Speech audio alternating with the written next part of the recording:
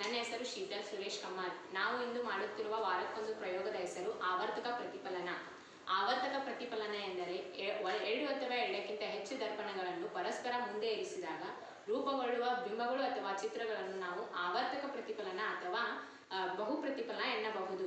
ಈಗ ನಾವು ಈ ಆವರ್ತಕ ಪ್ರತಿಫಲನವನ್ನು ಮಾದರಿ ಸಹಿತ ವಿವರಿಸೋಣ. ಅದಕ್ಕಿಂತ ಮೊದಲು ಆವರ್ತಕ ಪ್ರತಿಫಲನ ಬಿಂಬಗಳನ್ನು ಕಂಡುಹಿಡಿಯುವ ಸೂತ್ರ 360 ಡಿಗ್ರಿ ಅಪಾನ್ ದರ್ಪಣಗಳ ನಡುವಿನ ಕೋನ -1. ಈಗ ಮಾದರಿಯನ್ನು ನೋಡೋಣ. ಎರಡು ದರ್ಪಣಗಳನ್ನು ಪರಸ್ಪರವಾಗಿ ಜೋಡಿಸಿ ಅವುಗಳನ್ನು ತೆಗೆದುಕೊಳ್ಳೋಣ. ಈಗ ಅವುಗಳನ್ನು ಒಂದು ಕೋನ ಮಾಪಕದಲ್ಲಿ ಇರಿಸಿಕೊಳ್ಳೋಣ ಹಾಗೂ ಈ ದರ್ಪಣಗಳನ್ನು 90 ಡಿಗ್ರಿಗೆ ಇಟ್ಟುಕೊಳ್ಳೋಣ. ಒಂದು ವಸ್ತುವನ್ನು ಇಟ್ಟುಕೊಂಡಾಗ 90 ಡಿಗ್ರಿಗೆ ದರ್ಪಣಗಳನ್ನು ಇಟ್ಟುಕೊಂಡಾಗ ಉಂಟಾಗುವ ಪ್ರತಿಬಿಂಬಗಳ ಸಂಖ್ಯೆ 3 ಆಗಿರುತ್ತದೆ. ಹಾಗೆ 72 ಡಿಗ್ರಿಗೆ ಇಟ್ಟಾಗ ಉಂಟಾಗುವ ಪ್ರತಿಬಿಂಬಗಳ ಸಂಖ್ಯೆ 4 ಆಗಿರುತ್ತದೆ. ಹಾಗೆ 60 ಡಿಗ್ರಿಗೆ ಇಟ್ಟಾಗ ಉಂಟಾಗುವ ಪ್ರತಿಬಿಂಬಗಳ ಸಂಖ್ಯೆ 5 ಆಗಿರುತ್ತದೆ.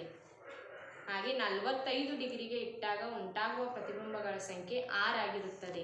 ಹಾಗೆ 36 ಡಿಗ್ರಿಗೆ ಇಟ್ಟಾಗ ಉಂಟಾಗುವ ಪ್ರತಿಬಿಂಬಗಳ ಸಂಖ್ಯೆ 7 ಆಗಿರುತ್ತದೆ. ಹೀಗೆ ದರ್ಪಣಗಳ ನಡುವಿನ ಕೋನ ಚಿಕ್ಕದಾದಂತೆ ಪ್ರತಿಬಿಂಬಗಳ ಸಂಖ್ಯೆ ದೊಡ್ಡದಾಗುತ್ತಾ ಹೋಗುತ್ತದೆ. ಹಾಗೆ ಈ ದರ್ಪಣಾಂತರವಾಗಿ ಇರಿಸಿದಾಗ ಉಂಟಾಗುವ ಪ್ರತಿಬಿಂಬಗಳ ಸಂಖ್ಯೆ ಅಸಂಖ್ಯಾತ ಅಥವಾ ಅನಂತ ಆಗಿರುತ್ತವೆ.